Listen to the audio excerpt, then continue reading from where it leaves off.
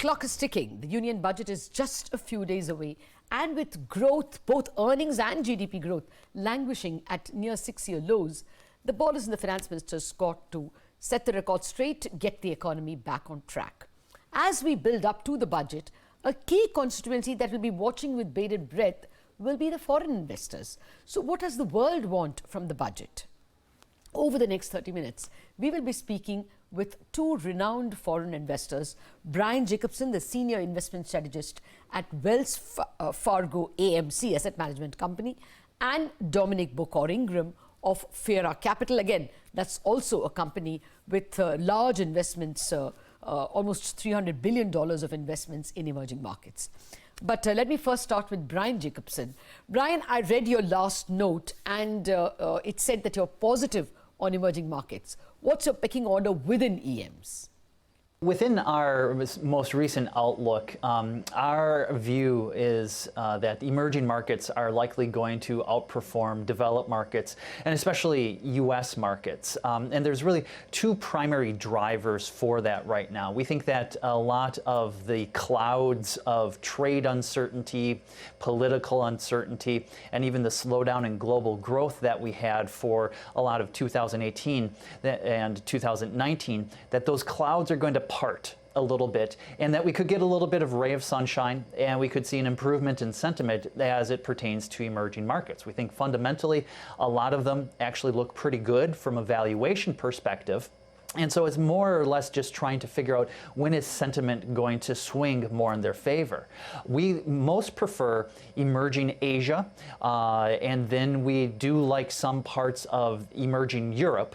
And lower on our list would be emerging South America and Latin America, and then emerging Middle East and North Africa.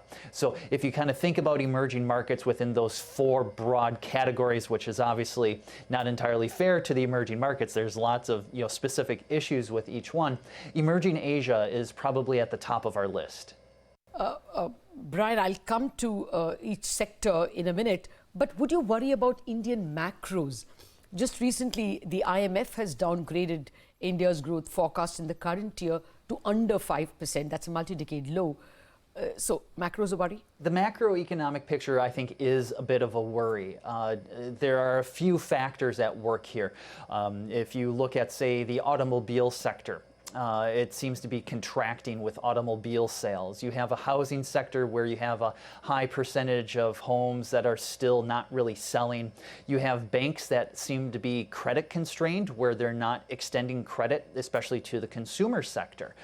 There's also the external picture as far as with being tied into the international value chain, where export growth hasn't been what people would probably like. And then also India being an oil importer. The recent run-up that we saw in oil prices, I think made a lot of non-Indian investors cautious on the outlook just because of India being a net oil importer. So there are a number of factors that I think are really clouding the outlook for India on a macro side.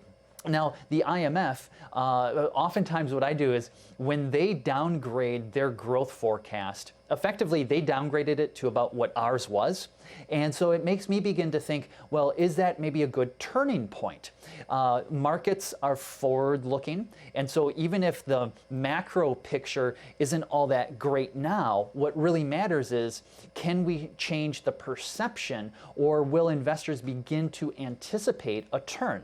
And I think that as long as we get some of these external factors out of the way, like the trade dispute, maybe oil prices, if those stabilize a little bit, that could actually bode a little bit better for the macro picture. Okay, but what can the Indian government do to change this perception? Especially what can it do in the budget? Yeah, I'm very interested to see what's going to be in the budget. As you pointed out, it often is an opportunity for them to showcase what sorts of reforms are they going to be implementing.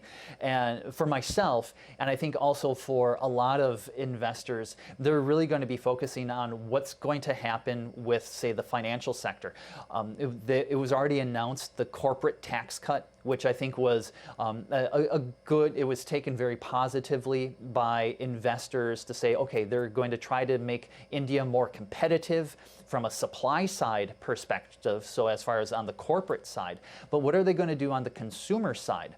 Rural incomes still remain very low. You also, I think, have that really the big item to deal with is the financial sector, because if you don't have a financial sector that is able or willing to make loans, it's tough to finance growth in that type of an environment. So I'm really keen to see what sort of reforms they have within the budget that are going to maybe help with the credit or the banking picture. Oh, well, you have put all the caveats very well. You know, there's a lot of ask from local investors that the government should disregard the fiscal targets for this year, that is FY21, the coming year. If the deficit were, say, over 4% for just 1 year, and the government said that it would come back on track, will that be okay with investors like yourself?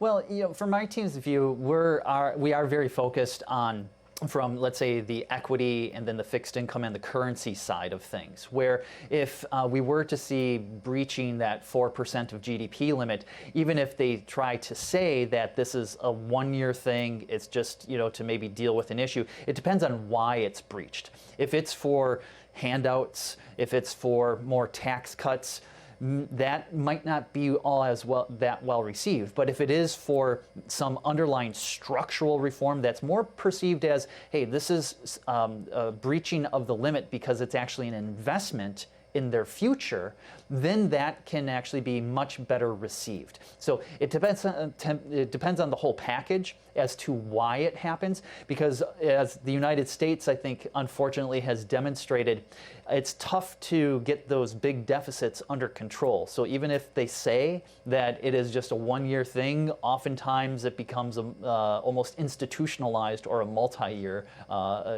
phenomenon, unfortunately. Well, Brian, you referred to fixed income. Do you buy Indian sovereign debt? And are you attracted to it right now? What might attract it to Indian debt?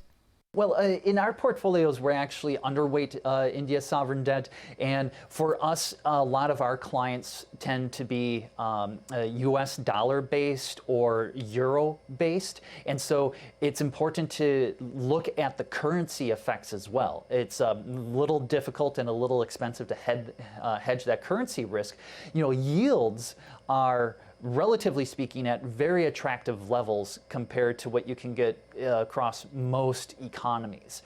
But the tricky thing when it comes to on the fixed income side, especially sovereign debt, is how do you manage that currency risk?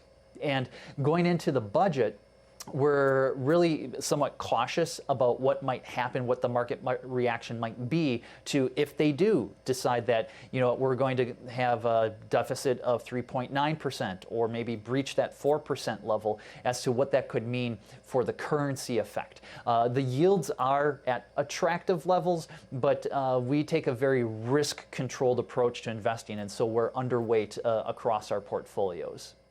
All right. Then your final word, wrapping up everything you said, on the eve of the budget, what would be your, say, two big asks from the government?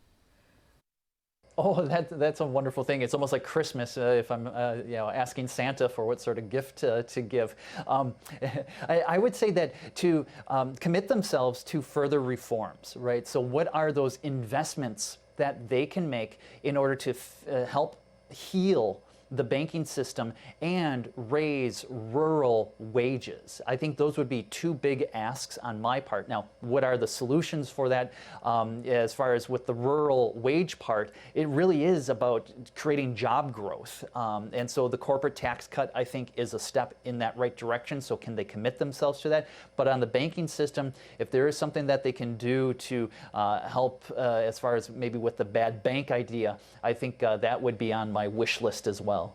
All right, we'll leave it at that. Brian Jacobsen, it was a pleasure speaking with you. Thank you very much for joining us, and maybe we can touch base after the budget.